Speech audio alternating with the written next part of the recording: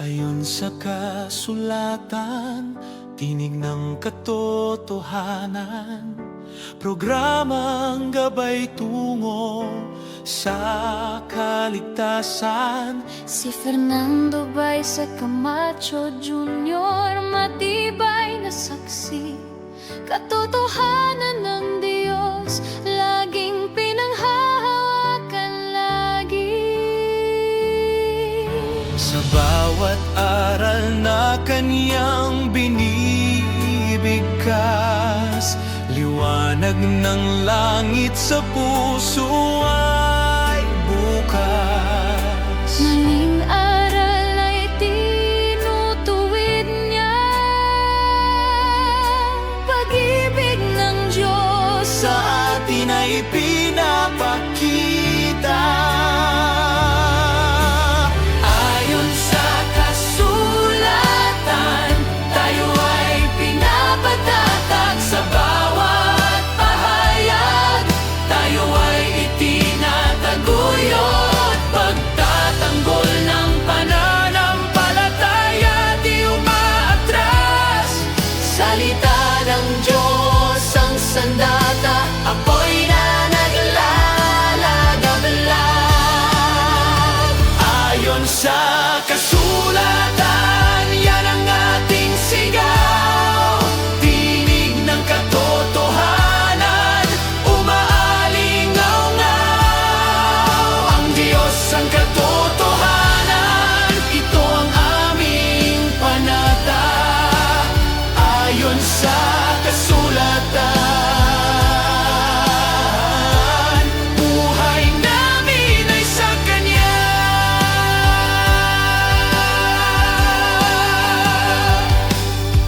Sa hamon ng mundo, tayo ay naninindigan. Tapat na aral laging pinanghahawakan. Si Brother Fernando, tapat na bantayog. Sa bawat salita, lakas ang naihahandog. Sa dilim man o bagyo, may liwanag na totoo. Bukas ang langit, handog na pag-asa. Sa salita niya, tagumpay ay laging kasama. Ayon sa kasulatan, Puso namin ay nag-aalala. tinig ng Diyos sa amin bumabalot at yumayakap. Ayon sa kasulatan, yan ang ating sigaw. Tinig ng katotohanan, umaalingaw-ngaw. Ang Diyos ang katotohanan, ito ang aming panata. Ayon sa kasulatan, buhay namin ay sa Kanya.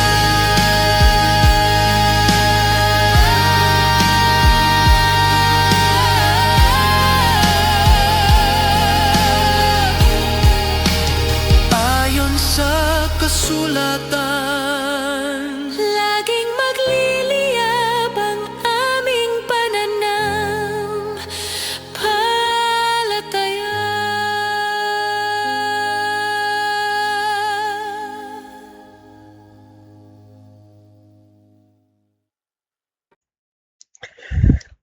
Isa pong mapagpalang araw sa inyong lahat, mga kapatid at mga kaibigan mula rito sa Luzon hanggang dyan sa Visayas at hanggang sa Mindanao. At syempre, ganun din ang ating pagbati sa iba't iba pang mga bansa na nakapaikot sa buong daigdig. Isa pong mapagpalang araw po sa inyong lahat, mga kapatid at mga kaibigan. Nawa po'y datnan kayo ng pabalitang ito na nasa maayos na kalagayan kahit nasa gitna ng kasungitan ng panahon at kayo rin ay nasa mataas na estado ng inyong pong kalusugan, lalo tigit ng inyong pong espiritual na kalagayan. Layunin po ng programang ito, mga kapatid, na patuloy kayong lumalim sa pag-aaral ng salita ng Diyos at maging referensya ninyo ang magiging pag-uusap natin ngayon. At kayo po ay pansamantalang nakatutok dito po sa programang Ayon sa Kasulatan, Tinig ng Katotohanan. At ang inyong makakasama sa Himpapawid sa pagkakataong ito ay ang inyong maliit na lingkod kay Kristo, Master Guide Fernando B. Camacho Jr. Ano po? Yan.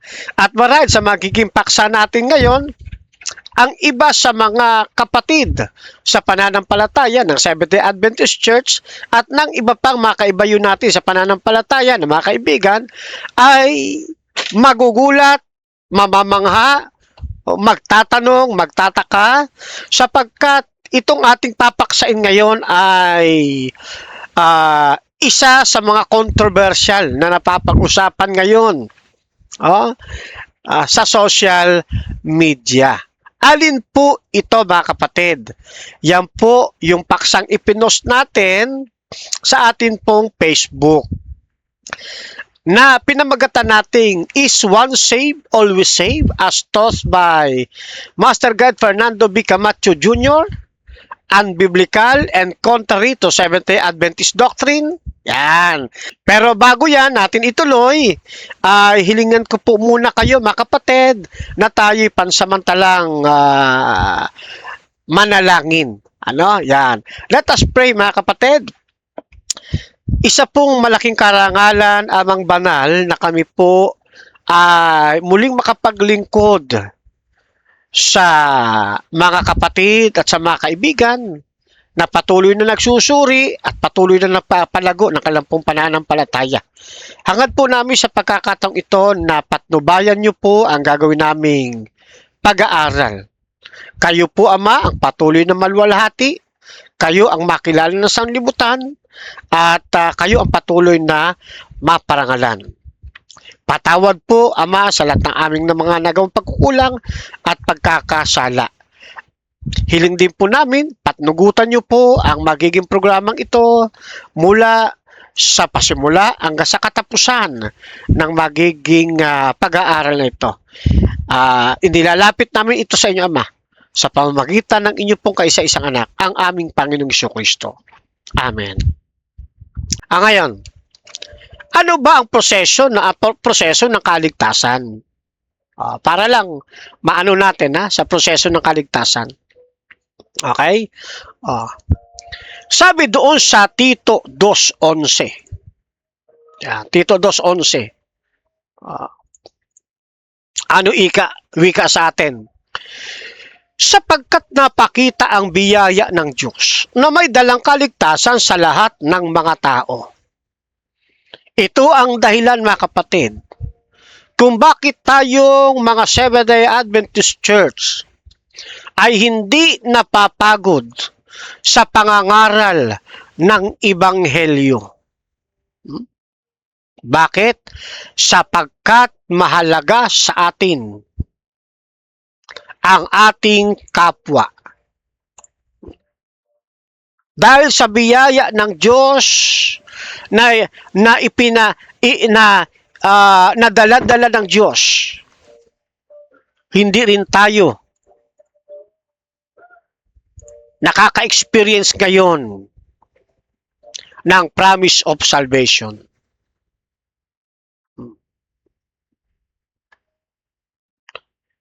At dahil habang ang panahon ng awa o ng biyaya ay bukas pa, patuloy tayong nangangaral ng Ebanghelyo at pagpapatotoo nito sa buong sanlibutan sa pamamagitan ng iba't ibang anyo, face-to-face man yan o sa himpapawid na katulad ng social media. Kaya nga kahit na anong batikos ang gawin sa atin, nananatili tayong nangangaral ng Ebanghelyo. Ito rin ang dahilan kung bakit sa ating mission statement, nating mga Seventh-day Adventist, ang nakalagay ay ito. Gumawa ng mga alagad mula sa lahat ng tao. Ipangaral ang walang hanggang ebanghelyo sa konteksto ng tatlong mensahe ng anghel sa aklat ng Apokalipsis 14 o ng Pahayag 14. Hikayatin ang mga tao na tanggapin si Jesucristo bilang kanilang personal na tagapagligtas at maging bahagi ng kanyang pamilya, ang iglesia, at ihanda sila para sa kanyang malapit na pagbabalik. Ano ang layunin ng church? Mahikayat natin sila. At sila ay maihanda sa nalalapit na pagbabalik ng ating Panginoon. Pag sinabing sila ay ihanda, in-nurtured natin, patatagin natin, pagtibayin natin ang kanilang pananampalataya upang sila ay manatili hanggang sa second coming. At kung yan ang mangyayari, yung promise of salvation na yan, na ipinangako ng ating Panginoong kaligtasan sa kanila, hindi na po yan mawawala. Ngayon, mamaya-maya, unti-unti nating linawin niya ang promise of salvation. Pwede ko na bang panghawakan ngayon na ako ay ligtas na base sa promise of salvation? Yan, talakayin natin yan maya-mayang bagya. Sabi sa 3:16 ng Juan, sapagkat gayon na lamang ang pagsinta ng Diyos sa sanlibutan, na ibinigay niya ang kanyang bugtong na anak upang ang sinumang sa kanya'y sumampalataya ay huwag mapahamak, kundi magkaroon ng buhay na walang hanggan.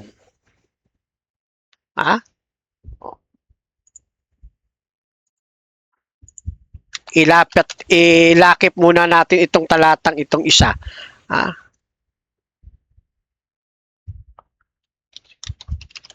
Yan. Para maganda ang ating magiging pag-aaral.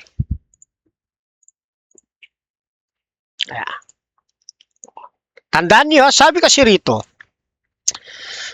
yung sino magsasampalataya sa ating Panginoong Hesus, kasi siya yung bugtong na anak yung sino magsasampalataya, hindi siya mapapahamak.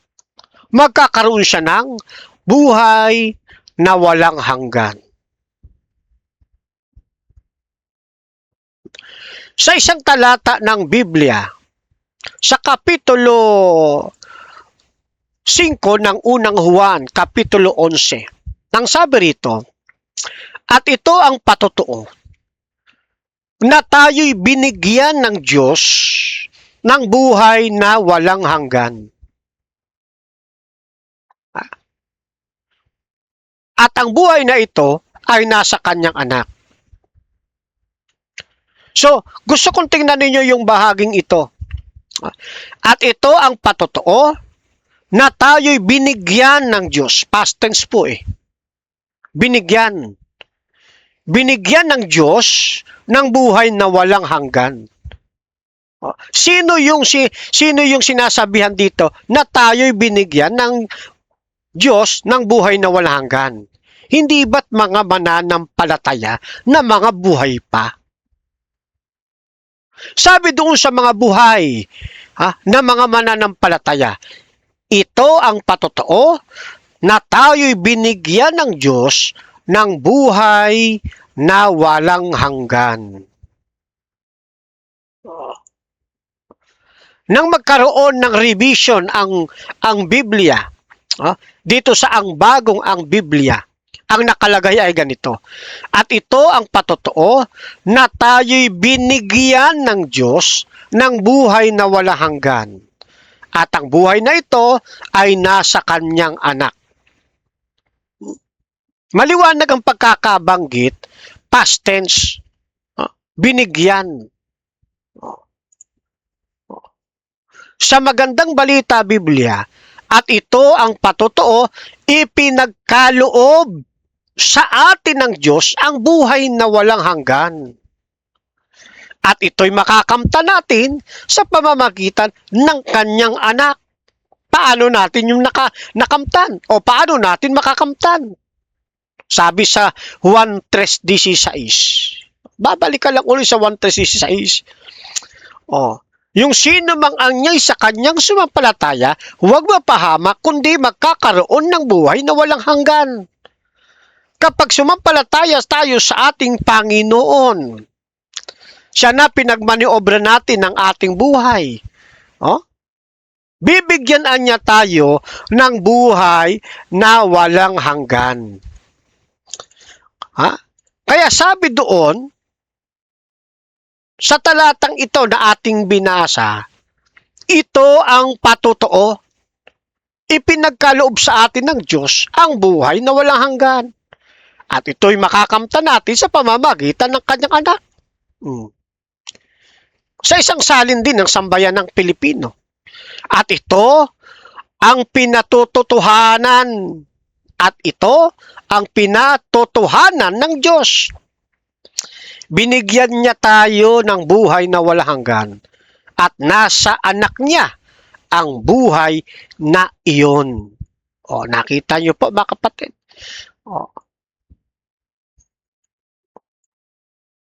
Tingnan pa natin sa New Filipino Version. Ito ang patotoo. Binigyan tayo ng Diyos ng buhay na walang hanggan. At ang buhay na ito'y nasa kanyang anak. Hindi nalalayo doon sa ang Biblia ng 1905. Hindi sinabing ito ang patotoo na tayo'y bibigyan.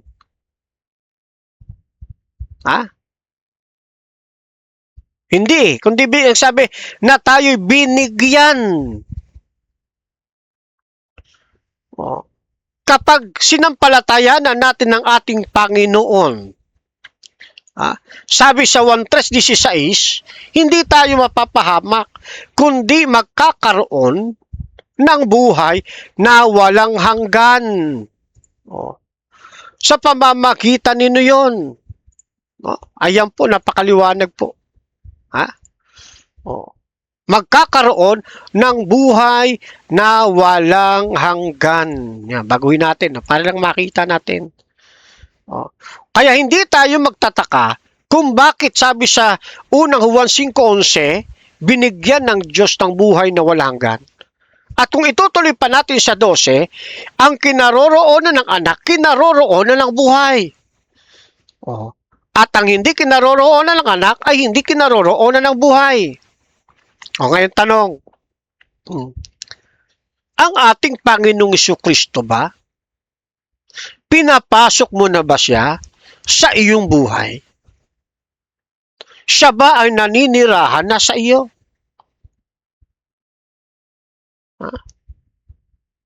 Si Kristo na ba ang siyang pinagahari mo sa iyong buhay?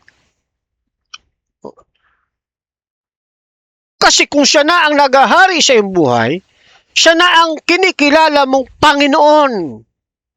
Siya na ang nagmamaniobra ng iyong buhay. Ang sabi rito, ang kinaroroonan ng anak, kinaroroonan ng buhay.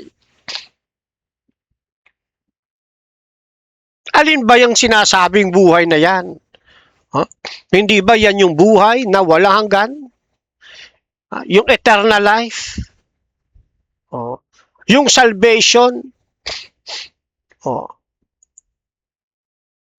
Kahit pa ituloy ninyo sa 13, ang mga bagay na ito ay isinulat ko sa inyo upang inyong maalaman na kayo'y mayroong buhay na walang hanggan. Sa makatwid ay sa inyong nananampalataya sa pangalan ng anak ng Diyos. At itong buhay na walang hanggang ito, hindi ito mawawala sa atin hanggang nananatili tayo kay Kristo. Abutan man tayo ng kamatayang pisikal, mapasama man tayo sa mga special na irarapture ng Diyos, mapasama man tayo doon sa second coming, o di kayo nasa loob ng cross of probation, hindi po yan mawawala. Bakit? Kasi iningatan mong matibay ang iyong pananampalataya. Nanatili ka kay Kristo, nanatili kang mananampalataya. Mali ba? Kung ikiklaim ko itong pangakong ito ng ating Panginoon, nang sabihin niya, na mayroon na isinulat ko sa inyo upang inyong maalaman na kayo'y mayroong buhay na walang hanggan sa makatwid ay sa inyong pananampalataya sa pangalan ng anak ng Diyos. Maliban na ito ay panghawakan ko. Maliban na sabihin ko'y ako'y ligtas na sa pamamagitan ng biyaya ng ating Panginoon Kristo.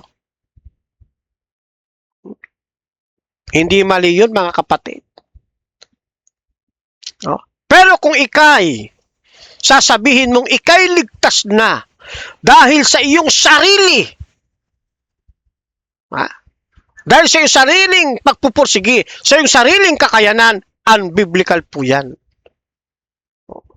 Sapagkat ang kaligtasan, matatamo natin sa pamamagitan ng pananampalataya sa ating Panginoong Jesucristo. Napakaliwanag eh. Kaya nung sumampalataya tayo sa ating Panginoon, kinlaim natin na siya'y manirahan na sa atin. Ng Panginoong Hesus ay suma sa atin. Ng Panginoong Jesucristo ang magmamaniobra na ng ating buhay. Ang Panginoong Hesus na ang siyang kikilalanin nating Panginoon na yung buhay na ikabubuhay natin ngayon sa laman, ikinabubuhay na natin ngayon sa pananampalataya. Pananampalataya kanino? Sa anak ng Diyos. Ang sabi rito, ang mga bagay na ito isinusulat ko sa inyo upang inyong maalaman na kayo'y mayroong buhay na walang hanggan sa makatwid ay sa inyong pananampalataya sa pangalan ng anak ng Diyos. Mali ba na i-claim ko po yan? Hindi kung sino-sino. Hindi kung saan-saan natin nabasang comics po yan. Salita ng Diyos po yan, mga kapatid.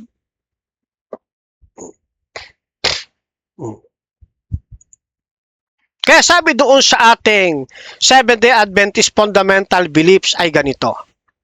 Sa number 10, ang pananampalatayang ito na tumatanggap ng kaligtasan ay dumarating sa pamamagitan ng banal na kapangyarihan ng salita at kaloob ng biyaya ng Diyos.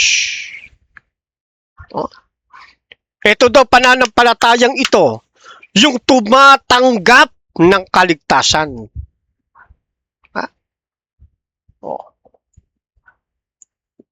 Lagyan natin ng ng highlights. Kontra ba yun? Hindi po, mga kapatid. Hindi yung kontra. Ito bang aking tindig kontra sa pananampalataya ng Seventh-day Adventist? Hindi po. Maigit basahin natin ng buo itong ating fundamental doctrines. Dito ko nababasahin doon sa likod ng ating ipinasadya na translation ng Biblia. Doon sa ang Biblia, copyright noong 2001. Doon sa bandang likod, yung mga nakalagay mahalagang pantulong sa pag-aaral ng Biblia. Buksan po ninyo ang pahina 196.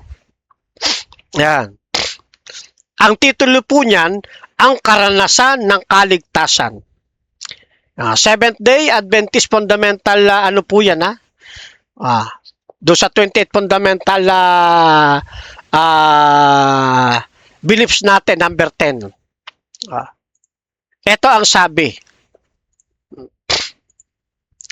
Sa walang hanggang pag-ibig at awa ng Diyos, ginawa niya si Kristo na hindi nakakikilala ng kasalanan, na maging kasalanan para sa atin. Ibig sabihin, tinubos na tayo. Upang sa Kanya, tayo ay maging katwiran sa Diyos. Ibig sabihin ng bahaging ito, dahil doon sa walang hanggang pag-ibig at awa ng Diyos Ama, ginawa niya ang Ama, ang ating Panginoon Kristo, na hindi nakakikilala ng kasalanan. Ibig sabihin, hindi nagkasala. Na maging kasalanan para sa atin. Larawan ito na sa pamamagitan ni Kristo, siyang magiging pantubos natin. Aakuin niya ang kasalanan natin. Kaya, naging termino na maging kasalanan para sa lahat. Yan. Upang sa Kanya, sa ating Panginoon Kristo, tayo ay maging katwiran ng Diyos, ng Diyos Ama. Kaya kapag tinanggap natin ang ating Panginoon Kristo, sumampalataya tayo ng totoo, ang titignan ng Diyos Ama, yung katwirang ginawa ni Kristo. At ibabalot sa atin ng Panginoon yung tinatawag na robe of righteousness. Yan po yan. Tuloy. Sa pag-akay ng banal na espiritu, nadama natin ang pangangailangan. Kinikilala ang ating pagiging makasalanan. Nagsisisi tayo sa ating mga pagsalangsang at sumasampalataya kay Jesus bilang Panginoon at Kristo na siyang kahalili at halimbawa. Tuloy. Ang pananampalatayang ito ay tumatanggap ng kaligtasan. Ang pananampalatayang ito na tumatanggap ng kaligtasan ay dumating sa pamamagitan ng banal na kapangyarihan ng salita at kaloob ng biyaya ng Diyos. Lagyan muna natin ito, Kasi mayroong pananampalatayang hindi tumatanggap ng kaligtasan mayroon din pananampalatayang tumatanggap ng kaligtasan. Yung pananampalatayang tumatanggap ng kaligtasan, siyempre, yung tunay na nanampalataya sa ating Panginoon Kristo. Tuloy. Sa pamamagitan ni Kristo, tayo ay pinawalang sala, tinanggap bilang mga lalaki, bilang mga anak ng lalaki at babae ng Diyos, at inaalis mula sa pangangasiwa ng kasalanan. Tuloy, sa pamamagitan ng banal na espiritu, ayos natin sa pamamagitan ng banal na espiritu, tayo ay muling ipinanganak at inaring ganap, binago ng espiritu ang ating mga pag-iisip. Isinulat sa ating puso ang kautusan ng pag-ibig ng Diyos at binigyan tayo ng kapangyarihang mamuhay ng banal na pamumuhay. Tuloy. Sa pananatili sa Kanya, markahan po ninyo, sa pananatili sa Kanya, tayo ay nagiging kabahagi ng banal na likas at mayroong katiyakan ng kaligtasan ngayon at sa paghuhukom. Nauunawaan niyo ba, mga kapatid, ang ating 28 fundamental beliefs, number 10? At yan hinango sa mga talatang nakalagay sa screen. Ulitin ko, sa pananatili sa Kanya, tayo ay nagiging kabahagi ng banal na likas. At, don't forget at mayroong katiyakan ng kaligtasan. Kailan? Ngayon, sabi. Mayroong katiyakan ng kaligtasan ngayon. At saan? At sa paghuhukom.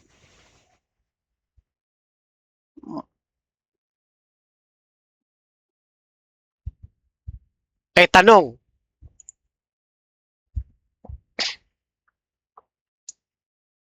kayo ba,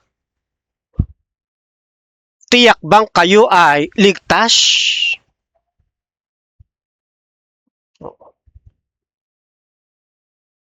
Kung ang katiyakan ng inyong kaligtasang pinangahawakan ay bunga ng inyong pagpupursigi, bunga ng inyong pagpapagod, maling katiyakan po ng kaligtasan po yan.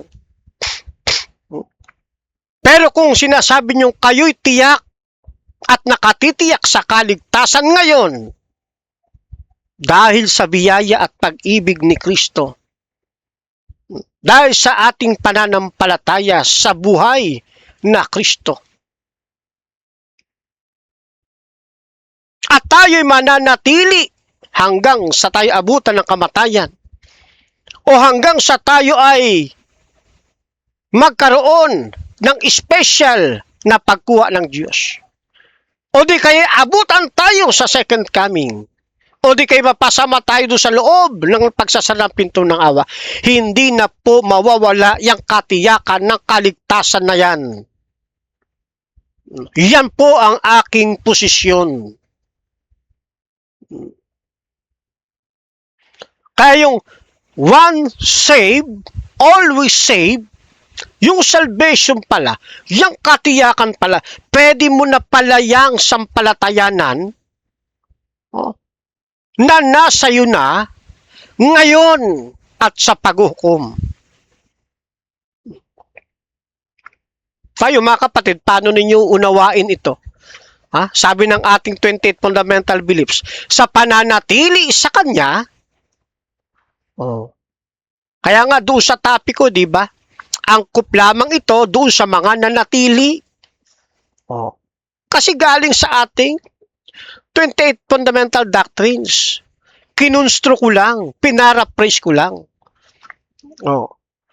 Sa pananatili sa Kanya, sino yung Kanya? Sa ating Panginoon Jesucristo. Tayo ay nagiging bahagi ng banal na likas at mayroon tayong katiyakan ng kaligtasan ngayon. Aling kaligtasan ba tinutukoy niyan?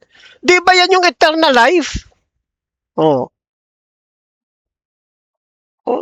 Ngayon at sa paghuhukom. Bakit? Ano ba kasi ang katiyakan ng kaligtasan na yan? Paano yung kiniklaim? Yan po kasi ay pangako.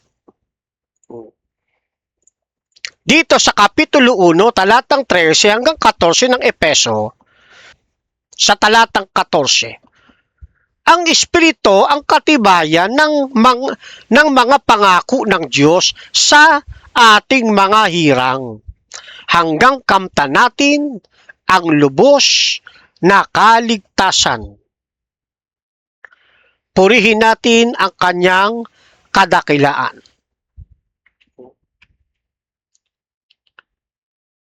Ang hawak natin, pangako ng Diyos. At ang Espiritu, ang banal na Espiritu, ang siyang katibayan ng mga pangakong ito ng Diyos sa atin.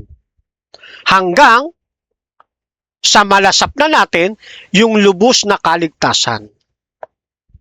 Ibig sabihin, itong hawak natin ngayon, itong paniniwala ko ngayon, na ako ay ligtas na.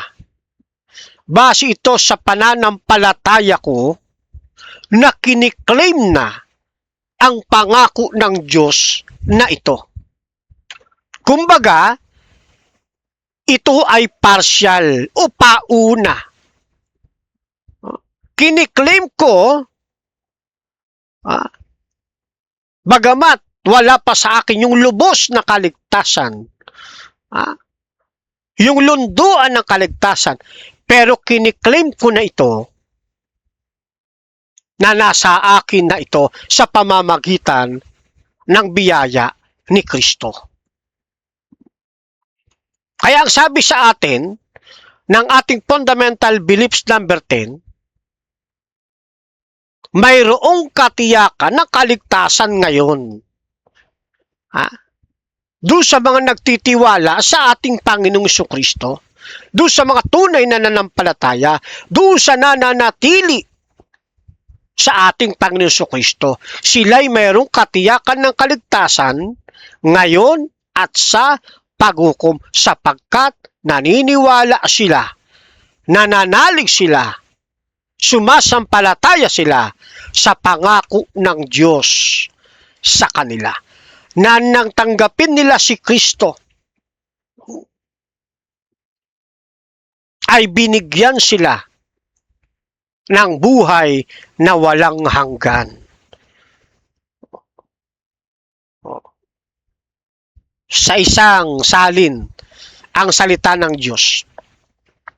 Ang banal na Espiritu ang katibayan na matatanggap natin mula sa Diyos ang ipinangako niya sa atin bilang mga anak niya hanggang sa matanggap natin ang lubos na kaligtasan at dahil dito papurihan siya. Yan po yan mga kapatid.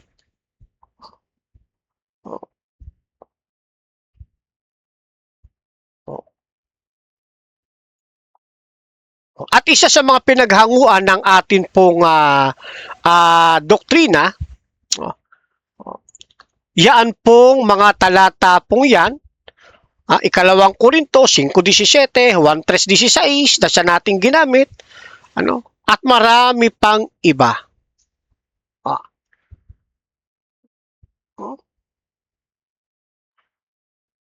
At syempre, kabilang na riyan yung Efeso 2, 5 hanggang 10. Mabuti tanawin natin ng bahagya. Doon tayo sa Efeso 2:8 muna.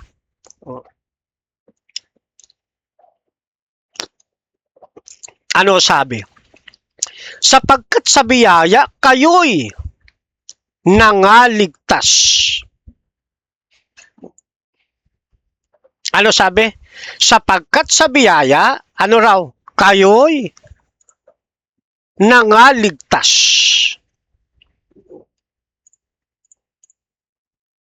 Pag sinabing kayo'y nangaligtas, past tense po ba o future tense? O present tense? Kayo'y nangaligtas. Past tense po yan. Sapagkat sa biyaya, kayo'y nangaligtas sa pamamagitan ng pananampalataya. At ito'y hindi sa inyong sarili, ito'y kaloob ng Diyos. Aling kaligtasan po ba pinag-uusapan dito? Ang pinag-uusapan pong kaligtasan po riyan, yun na pong sa eternal life. Yan po pinag-uusapan dyan. Yung kaligtasan na tinutukoy sa Efeso 2:8 na binasa natin ngayon, na tinutukoy rito ay ang pagliligtas po ng Diyos sa tao mula sa kasalanan at sa kaparusahan nito. Na ang Diyos ay nagbibigay ng bagong buhay at pakikipagkasundo sa Ama sa pamamagitan ng ating Panginoong Jesucristo. Kaya salvation papalangit po yan mga kapatid. Yan. Kaya sabi, sa biyaya kayo'y nangaligtas. Paano natin tinanggap yan? sa pamamagitan ng pagsampalataya. Juan 3:16. Yun. At kapag totoong nasa iyo ang Kristo, unang Juan 5:11 hanggang 13, pwede nating i-claim sa pamamagitan ng pananampalataya at biyaya na nasa atin na ang promise na ito. Kaya kung titignan ninyo yung context nitong Efeso 2, basahin ninyo yung verse 1 to verse 3. Inilalarawan dyan ni Apostol Pablo ang mga tao bilang patay sa kanilang pagsalangsang. Ibig sabihin, mga makasalanan. At sila nasa ilalim ng hatol. Nasa ilalim ng hatol eh. Sa 4 hanggang 7, makikita po ninyo nang dahil doon sa mahiwaga o dakilang pag-ibig, habag ng ating Panginoong Diyos, sila ay binuhay na kasama ng ating Panginoon Kristo. At sa 8 hanggang 9, ipaniliwanag naman sa atin na yung kaligtasang ito ay biyaya ng Diyos. Tinatanggap sa pamamagitan ng pananampalataya. Hindi ito bunga ng sariling gawa ng tao o pagpapagal ng tao. Kaya nga, walang sino man ang pwedeng magmalaki sa kanyang sarili. Yan po ang context po niyan. Salvation talaga pinag-uusapan dyan. Sapagkat sa biyaya kayo'y nangaligtas.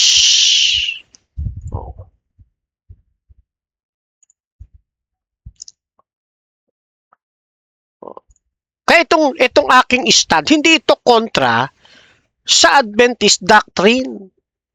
Ano pa katunayan? Dito, sa paglapit kay Kristo. Page 84. Siguro may aklat naman kayo niyan. Ako, meron ako rito kulay puti. May aklat siguro kayo niyan. Buksan ninyo sa pahina 84. Ano sabi? Diyan sa title na ang kaligtasan ay isang regalo. Hindi natin kikitain ang kaligtasan sa pamamagitan ng ating pagtalima. Sapagkat ang kaligtasan ay walang bayad na kaloob ng Diyos na ating tatanggapin sa pamamagitan ng pananampalataya. Datapwat ang pagtalima ay bunga ng pananampalataya. Yan na yung nasa verse 10. Nasa verse 10.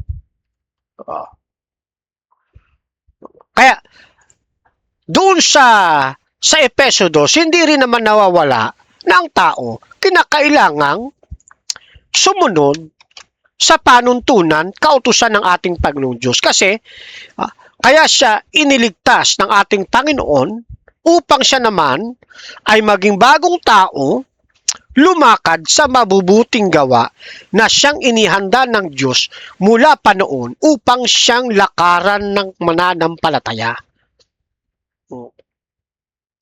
Kaya dagdag pa doon sa Great Controversy, pahina 483, ang kaligtasan ay hindi batay sa ating mga gawa, kundi sa biyaya ng Diyos sa pamamagitan ng pananampalataya kay Hesus Kristo. Yan.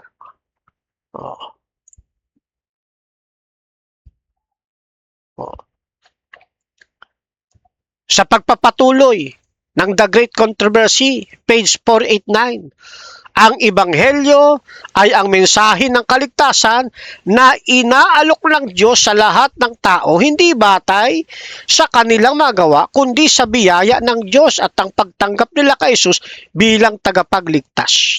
Bakit ito binabasa? Marami kasi ngayong mananampalataya. Ang turing sa kaligtasan base sa gawa.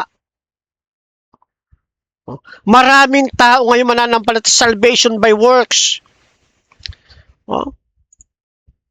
May mga Adventist pa rin. Hanggang ngayon, hindi pa rin nakakawala doon sa pananaw ng salvation by works.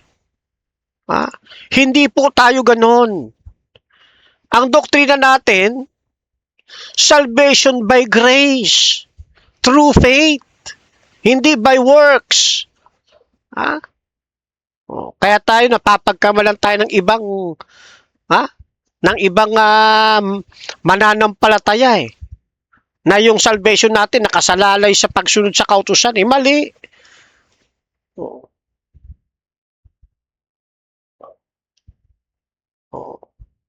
Kaya ito, maliwanag ito mga kapatid.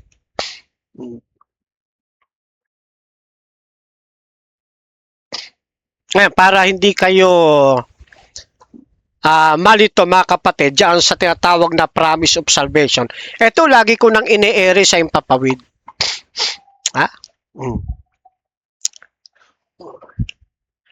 Kapag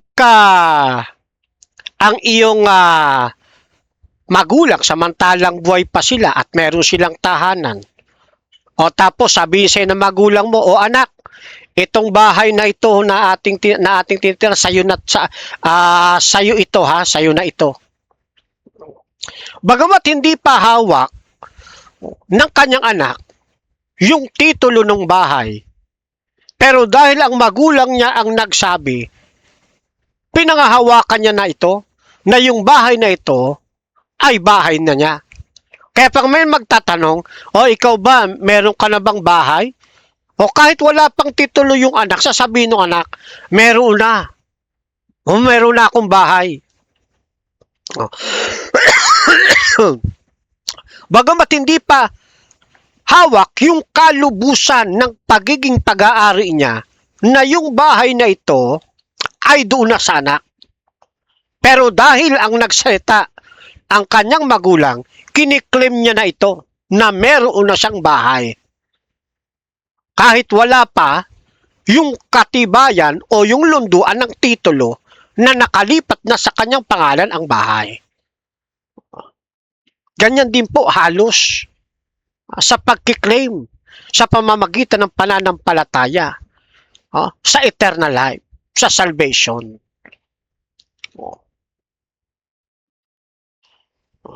Ganun po yan mga kapatid.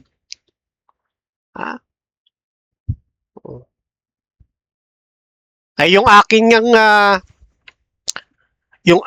kaibigan ngayon nasa Las Vegas na. Nung kami ipinasyal ng kanyang parents mga high school pa kami nung araw ano yan, 4th year. Di magkabarkada kami. Isinama ngayon ako doon sa mga tindahan ng sasakyan.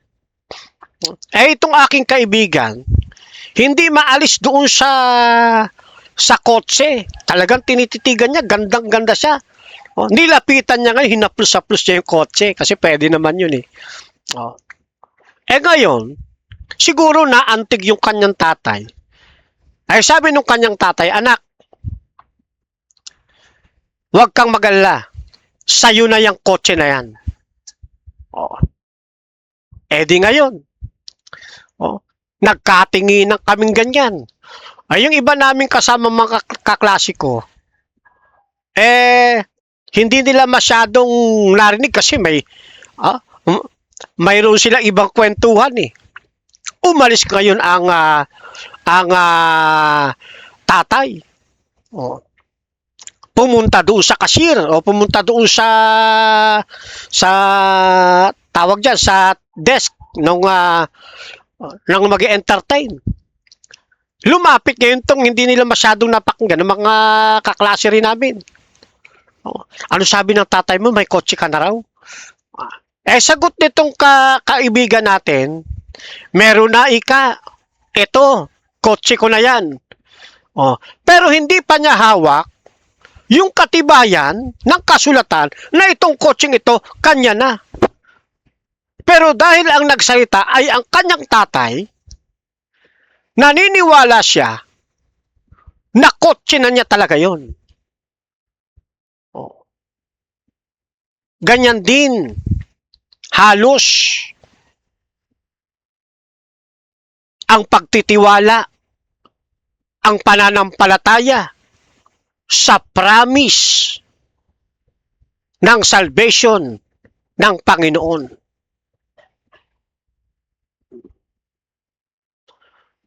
Kaya nang sabihin ng Panginoon, ang sino mang sumampalataya ay magkakaroon ng buhay na walang hanggan. Ang kinaroroonan ng anak ay pinagkalooban ng buhay na walang hanggan. Ha? Pangahawakan ko yun, mga kapatid, sapagkat Diyos ang nagsabi po niyan. Sasampalatayanan ko yun dahil Diyos ang nagsabi. Hindi ibig sabihin na yung eternal life na yon nasa akin na mismo ngayon. Hindi nangangahulugan, pag ako'y pinatay ngayon, hindi ako mamamatay. Hindi nangangahulugan, nang sinabi ko, may eternal life na ako ngayon, hindi na ako magkakasakit. Hindi yun. Kundi ang pinangahawakan ko, yung promise ng Panginoong Diyos. Diyan kumakapit yung paksa ko na once saved, always saved. Minsan kang naligtas sa pamamagitan ng pangako ng Diyos. Hindi yan mawawala hanggat ikay nananatili sa Panginoong Diyos. At hindi yan dahil sa iyong sariling pagpupursigi, kundi sa pamamagitan ng biyaya ng Diyos, sa pamamagitan ng pananampalataya. Basahin natin itong lagi nilang sinisipi sa writings ng kapatid na Ellen White. Itong manuscript release volume 10, page 175. Ano sabi rito? The message from God to me for you is, him that cometh unto me, I will in no wise cast out. John chapter 6 verse 37. If you have nothing else to plead before God but this one promise from your Lord and Savior, you have the assurance that you will never be turned away. It may seem to you that you are hanging upon a single promise, but appropriate that one promise and it will open to you the whole treasure house of the riches of the grace of Christ. Cling to that promise and you are saved. Him that cometh unto me, I will in no wise cast out.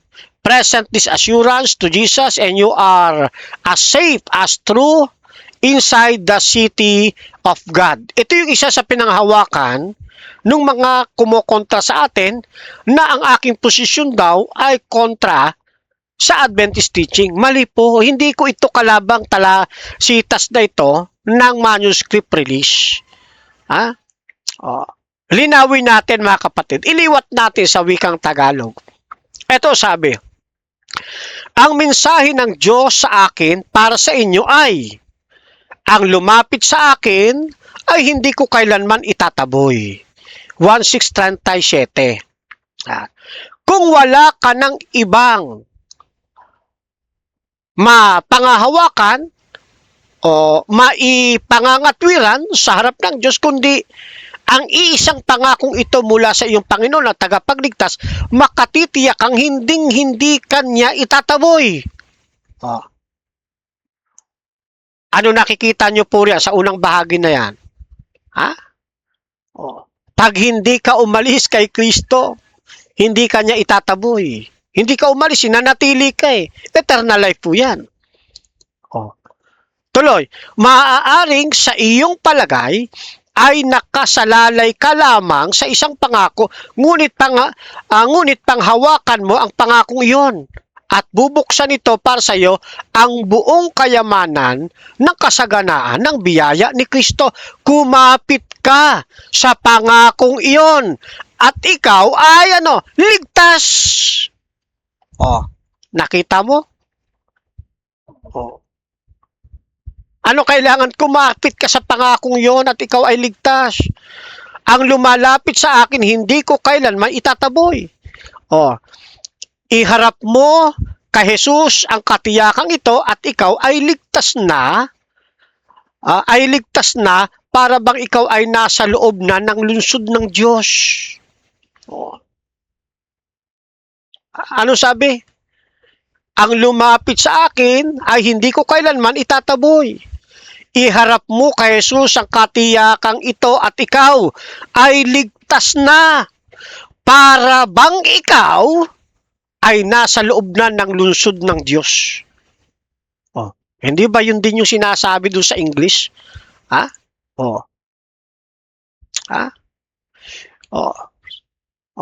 Present this assurance to Jesus.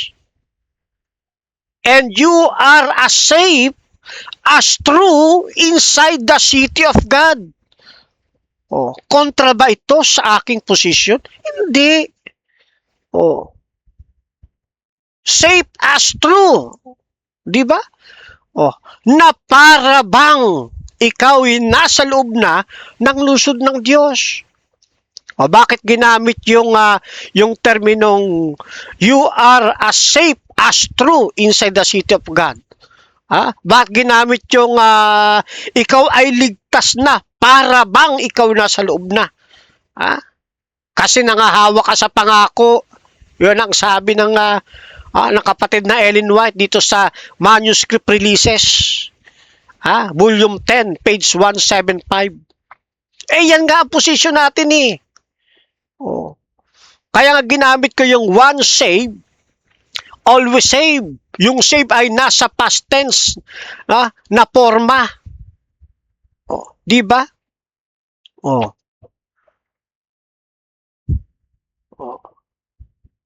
Minsan kang naligtas at mananatili kang ligtas hanggat mananatili ka kay Kristo. Brother Penang, kasi nga wala pa sa'yo yung talagang kaligtasan. Yes, wala pa.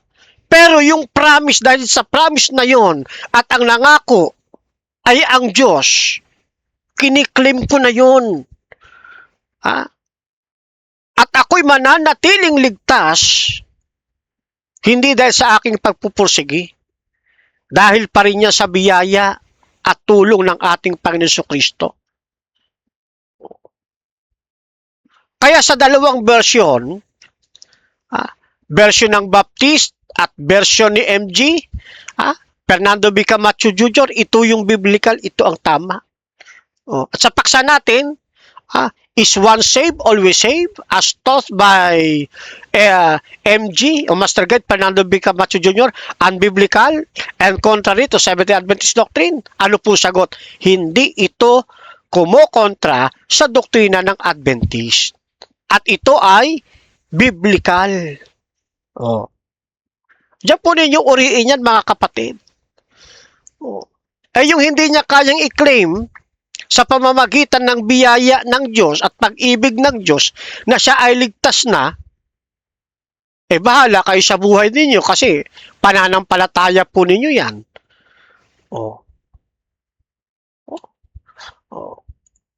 Kayo po ang ano riyan, di ba? Pero sa ganang akin, hindi nyo naman din ako masisisi kung bakit sumasampalataya ako.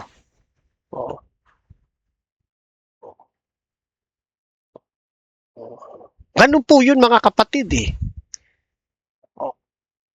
Siya nga pala. Laging tinatanong sa atin eh, kasi napapag-usapan na natin eh.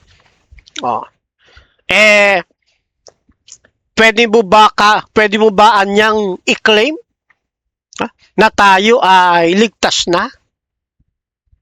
Lagi kong kanina ko pa inuulit-ulit. Yes! Pwede natin i-claim po yun. Hindi sa sarili nating pagpapagal. Kundi sa biyaya ng ating Panginoon. Tingnan nyo, babasa ako Oh, sa sulat ng kapatid na Ellen White, ito sabi niya. Hmm. Ah, dito sa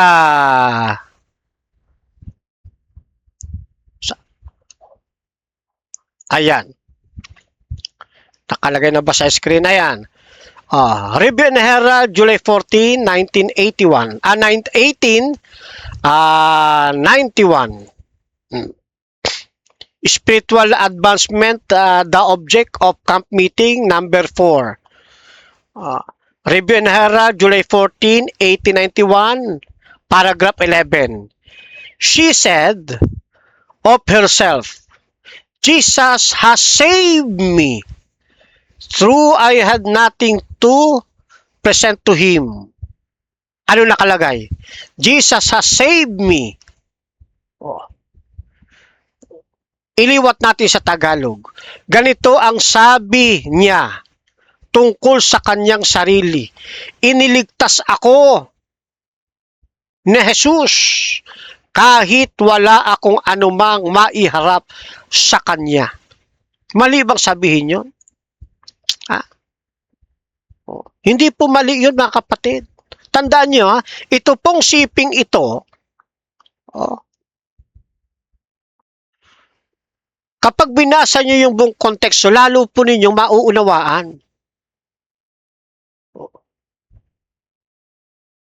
Sa mga pahayag ni kapatid na Ellen G. White, makikita nyo po dyan, di ko na kasi nailagay, yung iba pang bahagi, medyo mahaba-haba po yan eh. Pero itong talatang ito, itong priest na ito, nang binabanggit ng kapatid na Ellen G. White, na Jesus has saved me do sa spiritual advancement, the object of the camp meeting number 4, na pagkakatalang ito, hindi po ito mali. Tama rin na i-claim po ito. Yan po kasi pamagat niyan eh. Yung spiritual advancement, pag binuksan ninyo yung Review and Herald,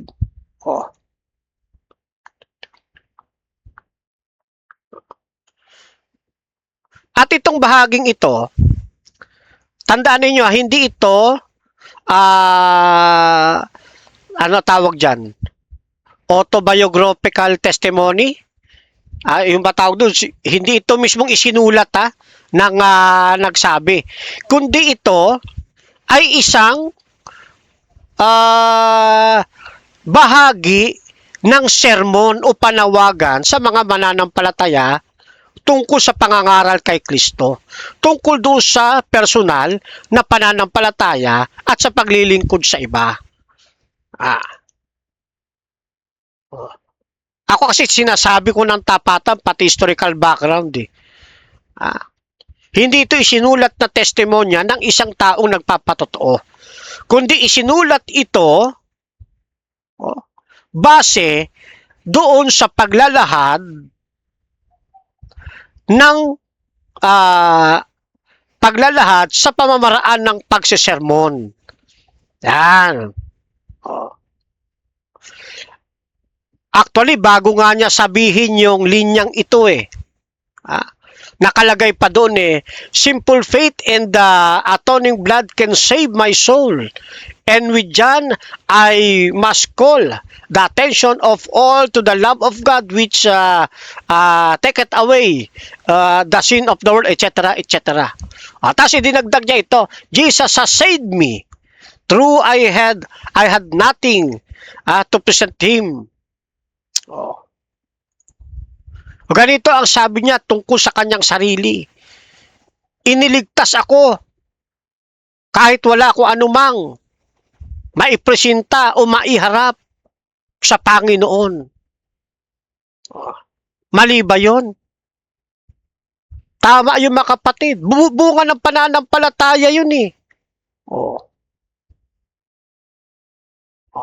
Tapos ano nangyari diyan sa ano na yan, noong July 1891 pagkatapos ng sermon? Di ba?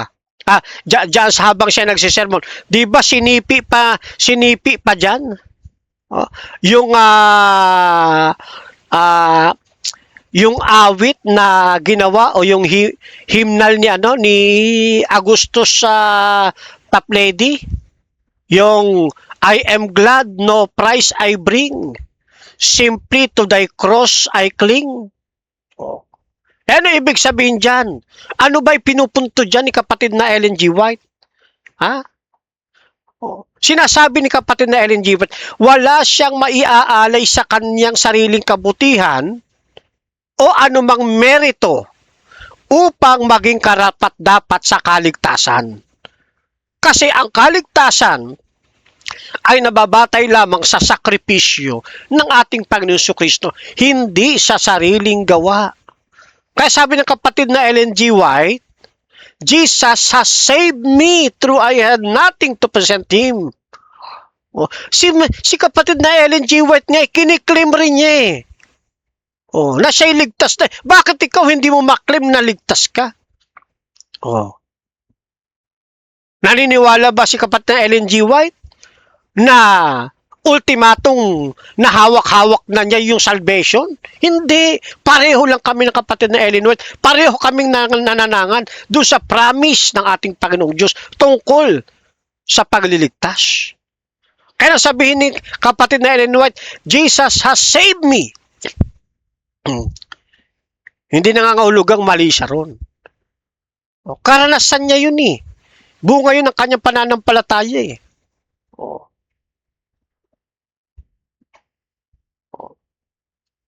At naniniwala ang kapatid na Ellen White na ang tanging magagawa lamang ng tao ay lumapit sa ating Panginoon Jesus ng may pananampalataya. Huh? Na siya ring binabanggit sa Efeso 2, 8 hanggang 9, binasa natin kanina. Oh. At meron pang isang talatayan doon sa Tito 3:5.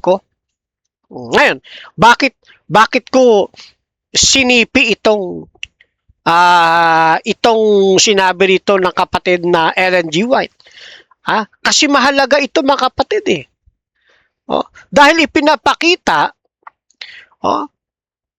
sa lathalaing ito na si kapatid na Ellen G. White mismo ay nagsasabi na ang kanyang pag-asa sa kaligtasan ay wala sa sarili niyang kakayanan. Kundi ang lahat ay na kay Kristo lamang. Kaya nga ginamit niya yung Jesus has saved me. Ipinakikita lamang na kapatid na Ellen White na mayroon siyang kasalukuyan yung panahon niya, na mayroon siyang kasalukuyang kaligtasan o kasalukuyang katiyakan, kasi save ang ginamit niya SAVED. Jesus has saved me. Pinakikita niya na mayroon siyang kasalukuyang katiyakan ng kaligtasan sa pamamagitan ni Kristo. Hindi dahil sa perpekto si Ellen G. White, kundi dahil sa pagtitiwala niya, sa pananampalataya niya sa Kristong tumubos sa kanya. Nakikita niyo mga kapatid? Ngayon, maliban na katulad ng kapatid na Ellen G. White, i-claim ko rin ngayon na ako ay iniligtas ni Jesus Christ. Kaya nga sa ating lesson, paulit-ulit na tayo ay ligtas through faith. Ewan ko ba hanggat ngayon marami pa ring Adventist ang parang hindi ko masabi kung bakit Pero hindi naman sinasabi ng kapatid na Ellen White na yung mga iniligtas, hindi na sila tatalikod. Wala sinasabi. Kapag tumalikod ka sa isang tao, doon mawawala ang kaligtasan. Kaya sabi ko, sa aking posisyon, angkop lamang ito para doon sa mga nananatiling sumasampalataya hanggang sa 4 na paglalapat ko ng poste. Oh.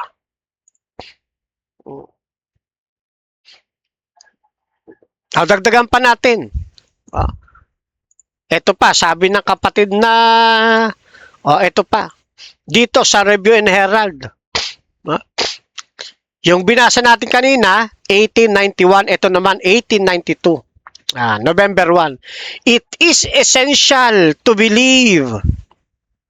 Ayan maliwanag po yan It is essential to believe you are saved. Paano po ngayon yan?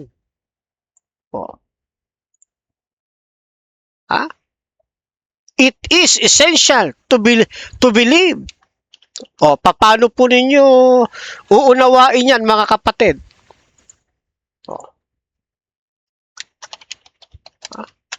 Sige nga po, iisipin nyo paano ninyo iuunawain po yan. It is essential to believe. You are saved. Di ba simple lang ibig sabihin? Pangunahin o mahalagang maniwala kang ikaw ay naligtas. S-A-V-E-D. Ikaw ay naligtas.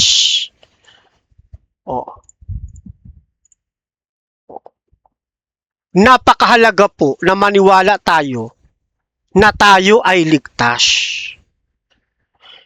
Sa kaisipang, hindi ibig sabihin na hawak-hawak natin ngayon. Kundi sinasabi natin tayo ay ligtas dahil sa pangako ng Diyos na tayo'y kanyang iniligtas. Na yung pinakalunduan nito ay makakamit natin sa second coming. Kaya maraming mga ngaral ngayon pag tinatanong mo maraming mga ngaral ng Adventist pag tinatanong mo ikaw ba ligtas na? Hindi nila masagot kung sila ligtas na o hindi pa ano sasabihin ng mga inaaralan?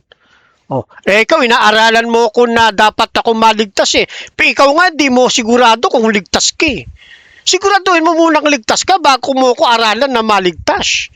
Di ba? Panay ka alok ng alok na, bili na kayo dito sa akin ng mangga matamis.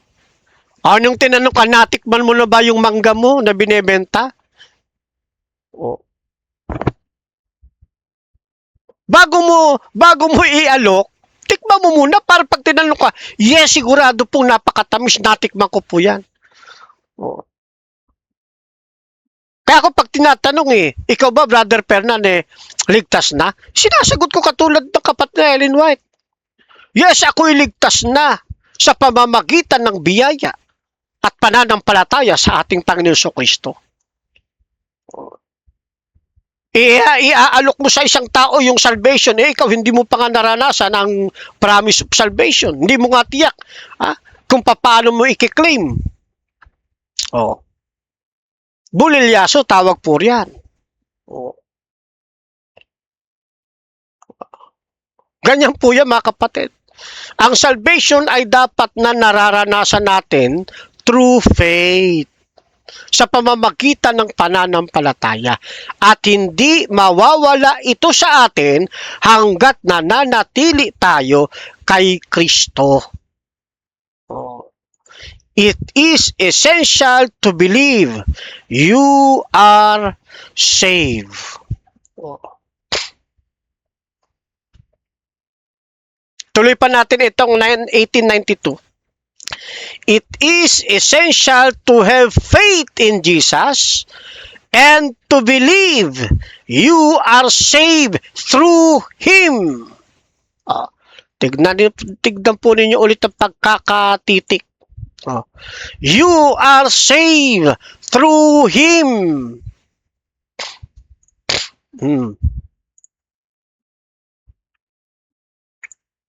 mahalaga o mahalagang magkaroon ng pananampalataya kay Jesus at maniwalang to believe and maniwalang naligtas ka sa pamamagitan niya.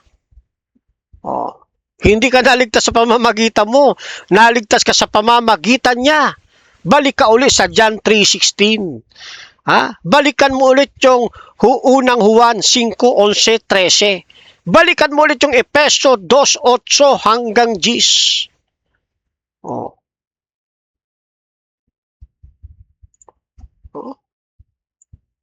Ganyan po yan, mga kapatid.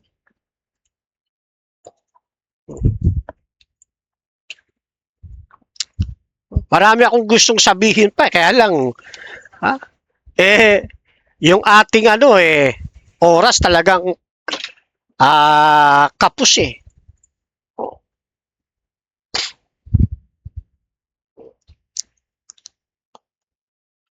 At sa konteksto nito ng kapatid na Ellen White dito sa Review and Herald, sa volume 1 ng 1892, ito po ay mayroong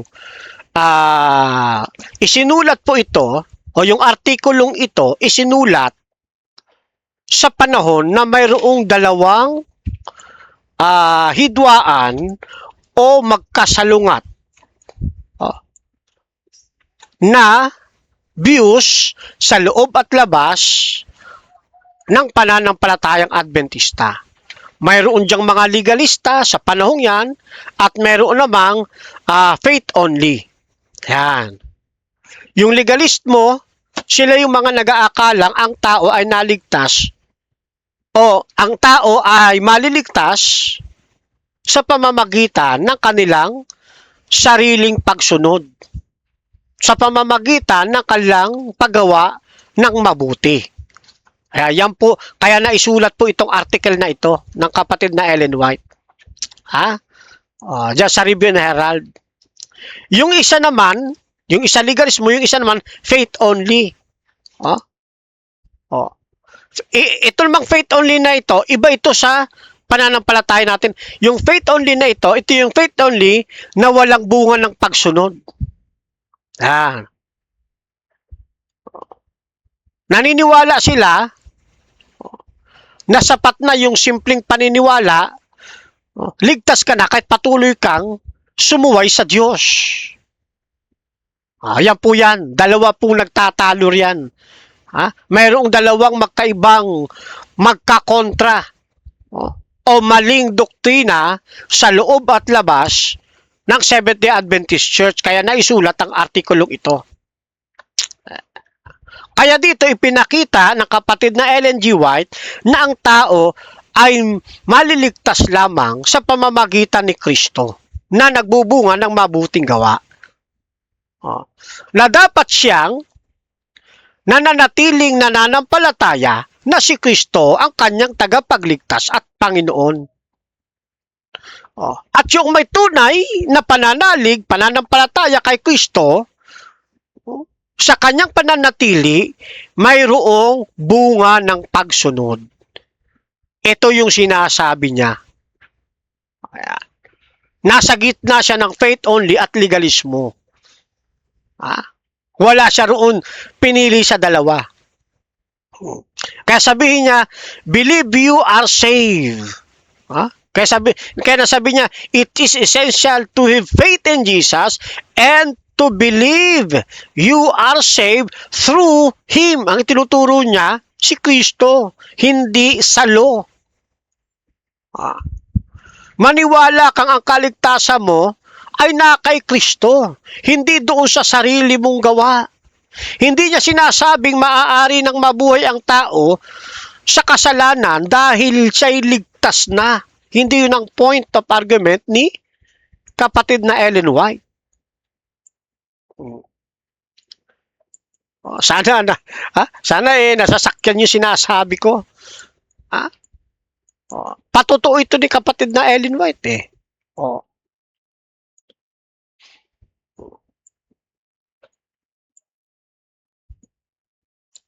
Kaya,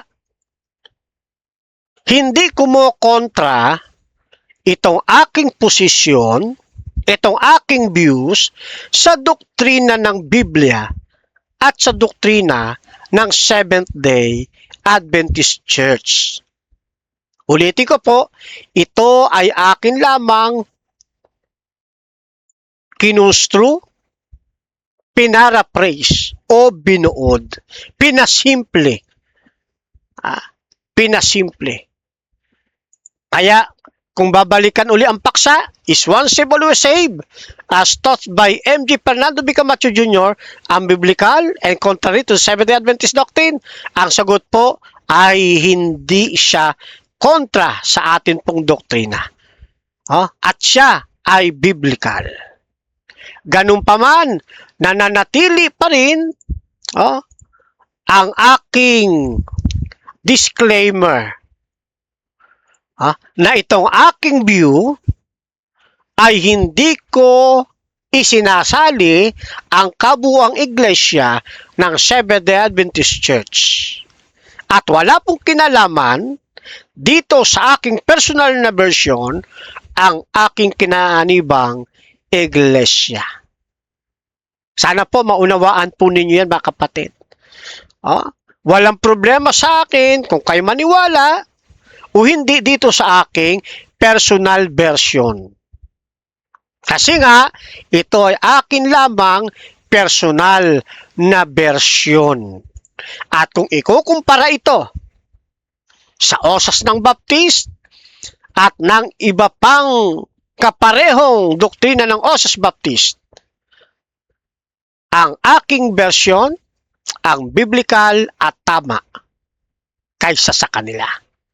Alright, pansamantala ay diyan na muna natin tapusin, mga kapatid, ang atin pong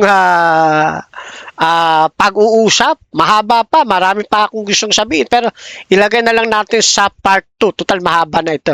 Okay, part 3. Okay, let us pray, mga kapatid. Salamat po ng maraming Amang Banal sa panahon na gugol ng inyong pong pangangasiwa. Ama, patawad po muli sa aking pagkukulang, pagkakasala, at kayo pa rin po ang hangad ng inyong malit na lingkod na maitaas at maluwalhati sa pagkakataong ito. Patnubayan, Ama, ang patuloy mga nagsusuri, gayon din ang lahat ng mga mapapaabutan ng pag-aaral na ito saan man sila naroroon. Ingatan din po ang inyong mga anak sa pamamagitan po ng aming Panginoon Hesus. Amen. Alright, mga kapatid, muli, iniiwan ko kayo sa mapagmahal na palad ng ating pong Panginoong Diyos. Hasta la vista! Viva el Señor! Viva Adventista del Septimo Dia! Chokbok! Hamnida! Mispa sa inyong lahat, mga kapatid. Shalom! Ito ang tinig na hindi mabibili, hindi matitinag, hindi mapapawi. Ito ang tinig ng katotohanan ayon sa kasulatan. Sa salita mo aming pinanghahawakan, liwanag sa dilim, gabay sa bawat daan. Hindi sa opinyon ng sanlibutan, kundi sa katotohanang nasa kasulatan. Kapag may unos, hindi uurong, ang pananampalataya'y lalo pang titibay. Ang bawat pangako mo'y aming aasahan, dahil ikaw, O Diyos, ay tapat magpakailanman. Hindi kami matitinag sa bawat pagsubok, katotohanan mo ang aming sandigan. Sa bawat hininga, sa bawat awitan, ikaw lamang ang aming itataas.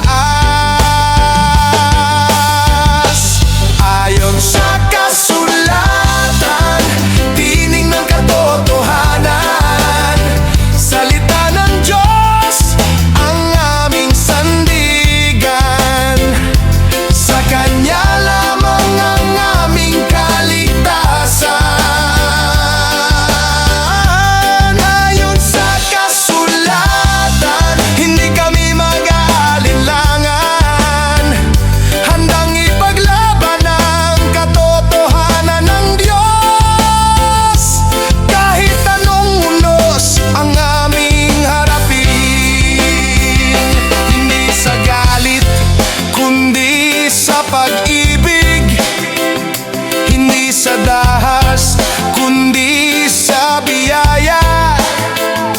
Ngunit kapag ang katotohanan ay hinahamon,